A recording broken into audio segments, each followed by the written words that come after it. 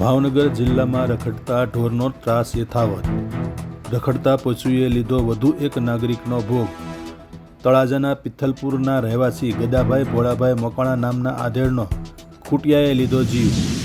દીકરીને મળવા ગયેલ પિતા ઘરે પહોંચે તે પહેલાં જ કાળ આંબ્યો. મહુવા અને તળાજા વચ્ચે ખૂટિયો વાહન સાથે અથડાતા ગદાભાઈ પટકાયા હતા રોડ પર.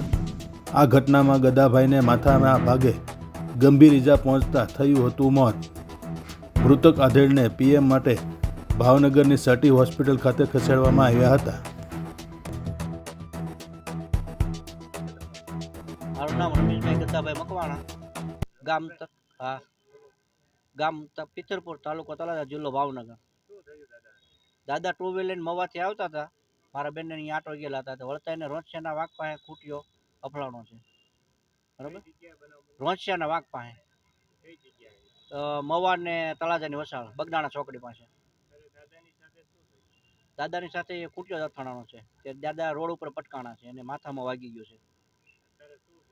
અત્યારે દાદા ડેડ થઈ ગયા છે આજે.